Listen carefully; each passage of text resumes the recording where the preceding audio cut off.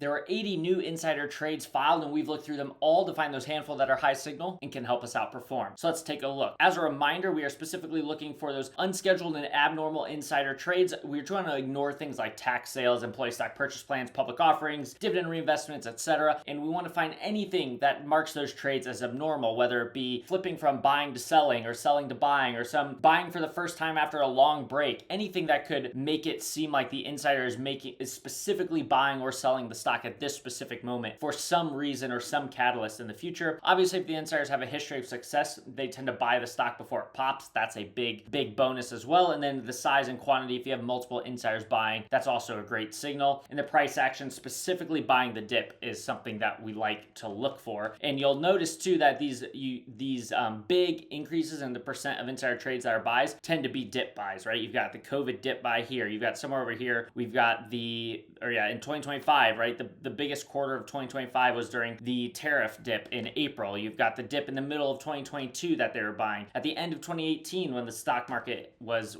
falling quite a bit, the insiders were buying. And all of those correlated with very good forward returns afterwards. The stock market obviously recovered from all of those very well. So that's what we'd really like to see is those numbers getting way up here. Obviously for this month, we're getting close to the end of the month, and we're going to come in with October pretty low in the percent of insider trades that are buys, or very low, really. One of the lowest we have over the last 5 years or 6 years, however long this is. 5 years it looks like. So overall, it doesn't tend to correlate. The lower insider buys don't correlate nearly as strongly with overall S&P returns as the high percentage of insider buys. But I would say insiders are maybe slightly bearish here a little bit, it looks like, but nothing really to write home about, nothing to be too worried about. It's kind of, as you can see, we're not that far under what is really the most common, it's very common that insiders, the percent of buys are kind of down in this range. It just means, they're not way up here buying a dip like we would like to see. So let's head over to CEOwatcher.com and take a look at the insider trades here. Starting up at the top at Summit Therapeutics, which we talked about last video, is they have a $500 million private placement going on. They say that $272 million of that $500 million is going to be bought by insiders. So we should see a handful of insider trades come in. So far, we only have these three that you can see over here, the two co-CEOs and then this new director buying $10 million of the stock. So that'll load in a second, but we should see, they claim, a ton of insiders are buying the stock. So we should see a bunch of filings come in. Overall, I don't know if it's the highest signal insider trade. I think these purchases back here in earlier September, where the two co-CEOs were buying $6 million each, versus this most recent dip, they're only buying $500,000 each in this private placement. I think this was a much higher signal purchase just from an insider trading standpoint because they were unscheduled purchases. Now we've got this kind of private placements is, it's lower signal than just these random discretionary insider buys. So because of that, I do think it's actually a lower signal insider purchase here. Could still be interesting, but I tend to avoid or ignore the private placements. But as you can see, we've only had 3 of the filings come in, and we should see quite a few more of these filings come in from all these insiders buying during this private placement. And so we could get a little bit of a stock pop here in the near future just from investors seeing a ton of Form 4 filings come in. But again, you'll just have to remember they're all part of a private placement. They're not all these these insiders just deciding to buy for, some reason, whatever that may be. They're specifically buying because the company is raising money. Next up, we do have a pretty interesting insider buy here, though once we look into it a little more, we'll see why it's not quite as interesting. And we've got this insider, let's see what his title is. They've got it buried somewhere. The chairman of General American Investors, which this is a closed-end fund. So as you know, I tend to avoid funds. They're just not what I am particularly interested in, though you can tell this fund one thing, this fund does specifically say they're more focused on growing their assets versus paying out dividends, which is the opposite. A lot of funds are more paying out a ton of dividends. So they do at least try to get the stock, or their focus is getting the stock going in the right direction, which they have over the last year, up 30% in the last year. However, if we and then you can see this insider's got 6% 3-month returns there on previous purchases. And then if we look at his overall, if we look at a longer time frame, he's got 6% 6-month returns, 14% 1-year returns. If we just filter this quickly by purchases, so we can just pay attention to those purchases, we can see over here his returns. He's actually got a pretty good overall. He mostly winning pretty high, probably 75% win rate or something on his purchases here. And I mean, he's 3 months, he's he's nailed it every time. And then the overall returns, he's only losing a handful of percent on the handful of times he's losing, and then obviously making quite a bit more than that, which would be why his 1-year returns are averaging 14%. So he actually has a pretty good track record. Now, the thing you'll notice here is when we look at the security, a 5.95% preferred stock. So he's actually not buying common stock. He is buying this 5.95% preferred stock, which obviously normally trades around a $25 par value, and then he gets paid 5.95% per year. So he actually gets no upside here. He's not buying the common stock. He's not participating in any of the stock prices movement. He's just buying a 5.95% dividend, more or less, that he will get paid out every year. So because of the fact that he's not actually buying the common stock and it has no relation to the performance of the stock price, and then also because it's a closed-end fund, both of those just kind of make me write this one off right away, even though he does actually have a good track record. And frankly, his last couple of purchases were 5.95% preferreds, and the stock is still up. You know, I guess it only went up 10% or 9% in the year after this one in 2022, but is up now 100% since then. And then the last time he purchased was, I guess, actually just a couple days ago. He bought again another 5.95% preferred stock. But again, we'd want to see them buying common stock, not this preferred stock is not nearly as interesting. So I guess if you're if you're an investor that invests in preferred stock, then maybe this would cause you to take a look. But I'm gonna guess that's not most people watching this video. So we can move on to another one, which we'll take a look at Turn Therapeutics here, and we've got the director buying the stock. As we can see, looks like they just IPO'd, but let's see if they tell us what exactly happened here. Expected first day of trading on NASDAQ, begin trading on the NASDAQ. So it looks like it actually probably got uplisted to the NASDAQ, or they did something to get on the NASDAQ, whether it's an IPO or whether they just got uplisted. I'm pretty sure they got uplisted, which we could go see, I guess, over here. TTRX.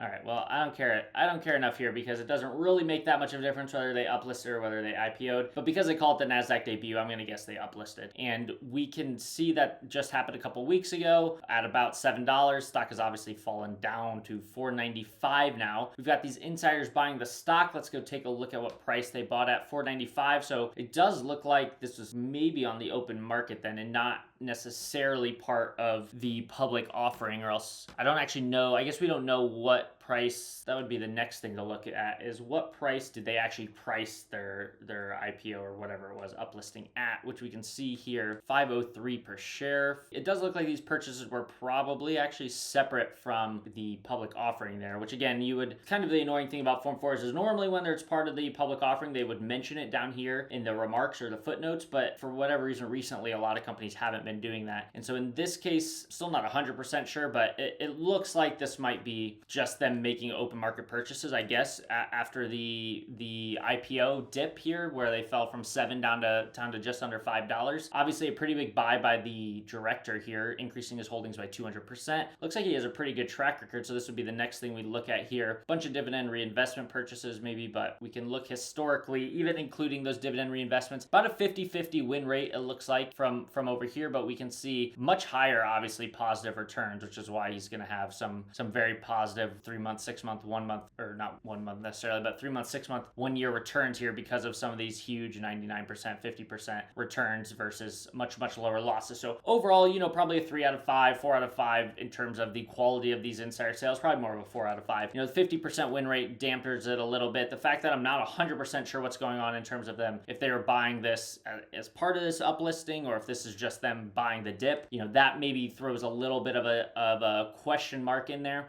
One other thing that we will see though, if we dig through this prospectus, is they should tell us what they have ongoing in here. So you can see their development roadmap, and they'll actually tell us, so they could bypass the phase 2 studies if they wanted to, but they're conducting a 114 patient double-blind RCT trial within the United States to provide insight into the phase 3 design. Patient dosing started in mid 2025. I guess then maybe they won't give us an exact date, but as you can see on their timeline, it looks like sometime in early 2026, which I believe they mentioned somewhere else in here when this was going to happen, but sometime in early 2026, it looks like we should get a data readout on this post-market RCT trial that they're talking about. That'll come before their phase 3. So obviously none of the phase 3 results are going to come out for multiple years here, but we do have this 2026, probably early 2026 potential catalyst of the readout, the data readout from this post-market RCT that they're doing right now. So that would be the main catalyst here in the near future. It's a brand new company that just got uplisted, so there's not going to be much other news for for us to really glean off of. Let's see if they'll tell us any news in here. $85 million agreement, pipeline and development update. The study is progressing as planned with top line results anticipated in 2026. So yeah, they mentioned 2026 here, but then they mentioned earlier in the year, or that what they had in their S1 makes it looks like it's probably going to come out early 2026. So that'd kind of be the whole catalyst here. There's not much more for us to really look at here. There's just not much out about this company. So because of that, I do think overall a relatively high signal, probably a 4 to 5 rating on the insider buy. The story itself is much weaker. We do at least have that catalyst coming in early 2026, which could be pretty interesting. I still have open questions about whether or not,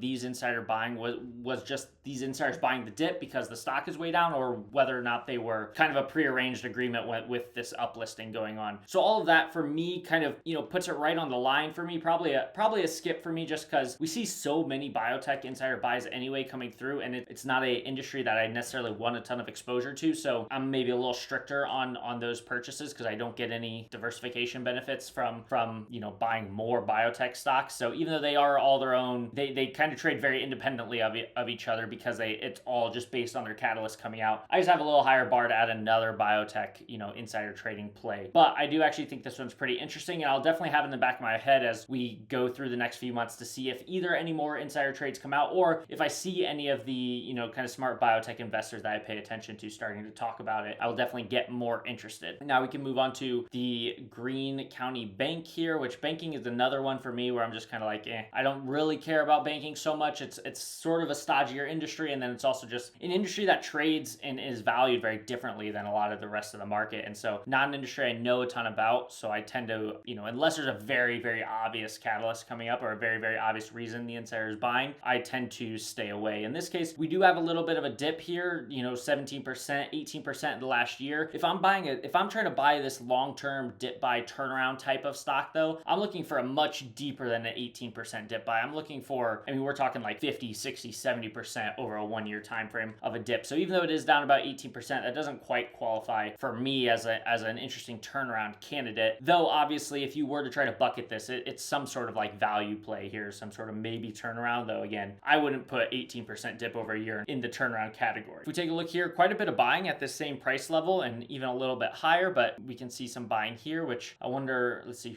who is this buying right now. So we've got a director here. Who else do we have buying? We had another director buying back in April at kind of the same price, another director buying at basically the same price, and the CFO buying basically the same price. So even though they're kind of spread out here, you could sort of probably group these together and say that quite a bit of insider buying at this price level does make it a little more interesting. Also very sizable insider purchases here with, all above 10%, with the handful of them way up over earlier in this year. Also no insider buying recently, no insider buying since back here, or selling, since back here, which was a well-timed insider selling. Obviously not as well-timed insider buying here, but, somewhere in this low 20 mark, it looks like the insiders are starting to buy the stock. If we go take a look at this Jay Cahalan, that's a hard name to say, we can take a look at some of his purchases, and we can see this looks like one of his larger purchases here at $98,000, his second largest purchase ever, actually, it looks like. Let's see when his previous, which he also made a similar size 100K purchase back earlier in March of this year. So now you've got this guy buying the stock twice at around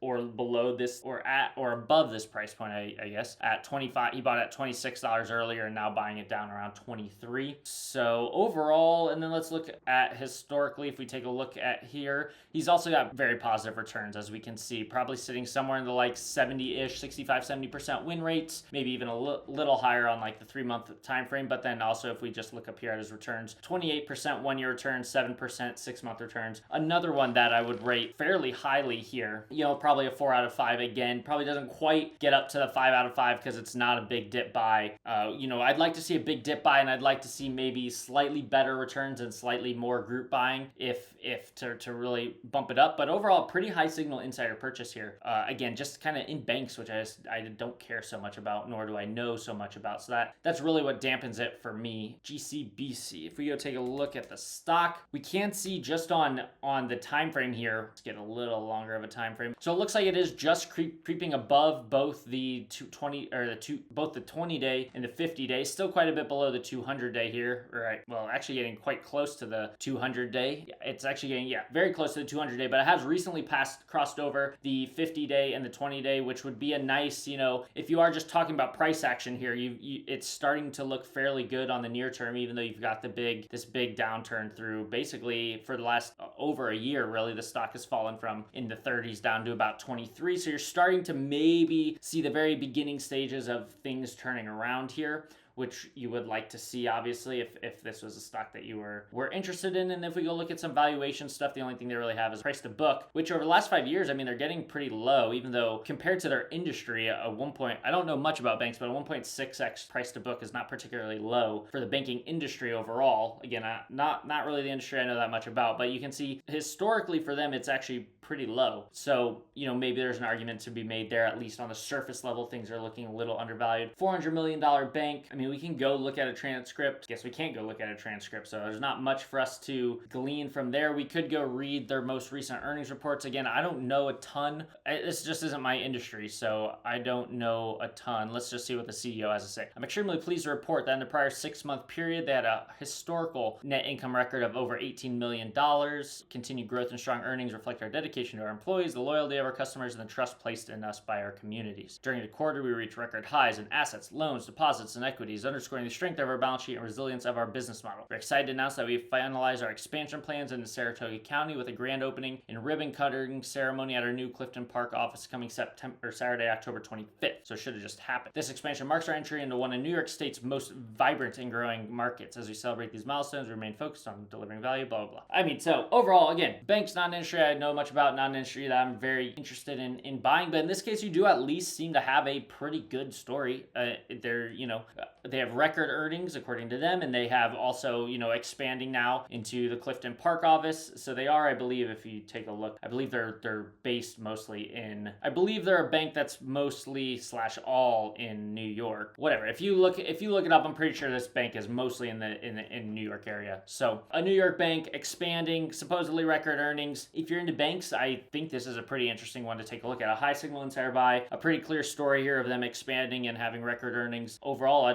pretty high signal just for me. Banks, I don't know. I'm just not particularly interested in that sector. I tend to avoid it unless, again, maybe if some of the people that I know that know banks pretty well are talking about it, I might get a little more interested. But just for me, just solely on kind of insider trading stuff, I don't tend to. It just doesn't tend to be for me. But if you are a bank investor, I think this is actually a very, very interesting one that you should take a look at. Besides that, that's kind of all that really happened. We start to get into the really low valuation numbers that just aren't really worth taking a look. Another bank that I just don't feel like looking at, this River North, which we've seen a few times. It's just, holding companies buying more of their own stock for some of their funds that they run. So not very interesting there. I guess for this People's Bank Corp here, if we just take a look, maybe let's take a look at this guy's track record and it might be interesting. If we look here, I mean, again, another insider, frankly, with pretty good returns. I mean, very good returns. 24% 1 year, 30% 6 months, 17% 3 months. Only his second time buying this. Oh no, he's bought this bank quite a few times. Bought this bank quite a few times. Not the greatest returns here, which means he must have better returns at Rocky Brands here. Let's see. According to the numbers we can see, his returns look very good. They don't look quite as good when you're just looking at these charts, but I mean we can see the returns right here. He's kind of killed it on previous purchases. So this is another one for, if you're into banks, again, I think here's another one where just solely looking at this insider's buying activity, not buying the dip, not buying the dip, and there's no group buying here, so we probably can't give it a 5 out of 5, but again, probably a 4 out of 5 and a pretty high signal insider purchase solely based on the insider purchasing. If you're into banking, I think it's worth taking a look at both People's Bank Corp here and also the other one, that Greene County Bank. So worth taking a look, but not for me. Let's quickly go look at the sales for today. At the top here, this is a 10% owner selling Disc Medicine. Unless the 10% owner has really, really good returns, I'm not normally interested. And as we can see here, this insider has been selling just constantly over and over and over and over again. So, and it looks like Disc Medicine just announced a public offering that they were selling stock at. So that's likely what this sale is a part of, even though they're not going to tell us. I guess we don't know for sure. I don't really care enough to go look into it. But in this case,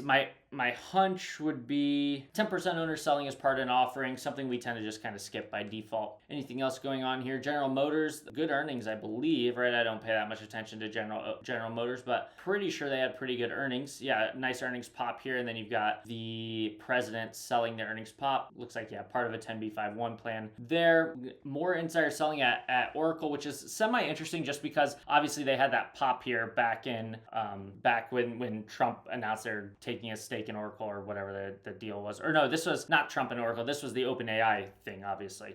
Them smashing earnings because of OpenAI. And now we're seeing quite a bit of insider selling here post the OpenAI pop. Whole bunch of different insiders selling the stock. And it's kind of interesting because they're all they're a lot of executives here. I think it's a mix of both executives and directors, but we've got chief accounting officer here. We've got the CEO, chief legal officer. So these are all, and now we got a few directors here. President of industries. So a lot of execs selling too, which is not something you see a ton of. So we are seeing some groups selling after a big pop here. I do think, Oracle is not a stock I'm personally interested in shorting here, or even really selling probably if I owned it. I think as, anybody kind of that's tightly coupled with OpenAI is going to benefit as long as the AI boom does, most likely. But I do think it is something to note that you've got 7-8 different insiders here all selling the stock post the earnings call pop, and a lot of them are executives. I think is certainly something to take note of. They are more than happy to sell at these prices, and I think that is noteworthy and something to keep in mind as if you are a holder or somebody that is potentially looking to short at some point in time. Costco is another one we've seen all year, just kind of constant insider selling, especially by SVPs, senior vice presidents and vice presidents at Costco, basically all year. Just pretty constant selling. The stock hasn't done very well all year, and the stock is very expensive, and obviously it's very reliant on kind of the macro consumer, how healthy the consumer is, which, with prices going up and stuff, there's some concern, some very viable and legitimate concern about the health of the consumer. So overall, I actually think Costco is probably an interesting spot to look at as on a short opportunity, if anything, and a stock. Personally, I have zero interest in owning Costco at these prices and in this environment, and with all this insider selling. One that I would personally be staying away from. We got some more banks going on in here, which I don't care about so much. Financial services stuff. Yeah, another insider selling here at Costco, selling for the first time. Let's see, a principal accounting officer. Some more Costco selling there. CSX Corporation. This was one, if you remember, we saw the CEO buying the stock, and now we're seeing a couple of the insiders buying the stock or selling the stock, which we wouldn't normally like to see. So we've now seen two different insiders selling the stock after we saw that, and both executives after we saw the CEO come in and buy up $2 million plus of the stock back here. So I do think, again, this was a relatively high signal insider purchase back here because Stephen Angel, coming in as the new CEO, has a very clear mandate that he's supposed to focus on some M&A growth and then also potentially finding a merger opportunity. And when you look at his history of buys, he's averaging 37% one-year return, 28% 6-month returns. This is also a massive $65 billion plus rail company, which is, not something most of us own. So I do like anytime we see something that's in a totally separate industry, I kind of grade it a little more leniently, just because it's always nice to kind of diversify a little bit and have that opportunity to diversify a little bit. In this case, though, what was a much higher signal insider trade, I do think, gets dampened a little bit by these other execs coming in and selling the stock. And not only selling the stock, but, the chief legal officer here sold the stock for the first time ever, and this guy is selling the stock for the first time in almost 2 years. So both of those after big breaks, or first sell ever, or selling after a big break, is also notable. We can verify here just to see if this is part of any pre-approved plan or anything. It does look like he is converting options, but his options have been exercisable for multiple years and they don't expire for another few years. So stepping in and selling now is clearly a decision on his part, which I guess we will see. Maybe we see some management shakeup, and maybe we see these guys getting fired or pushed out, in which case that would then explain it a little more and might actually add even a little more credibility to the CEO's purchase. that he is coming in and really shaking things up and really going after the growth that it seems like the board wants to go after. So in that case, if we do see these guys pushed out, I think that would then explain why these sales are happening. But for right now, don't love to see a CEO making a big purchase and then the other executives right after that going on and selling the stock. So I think that's a good place to end it for today. You can go to ceowatcher.com and sign up, and it'll put you on the daily email, which comes out in the morning, as well as you get full access to the site. Don't forget to like and subscribe, and we'll talk to you next time.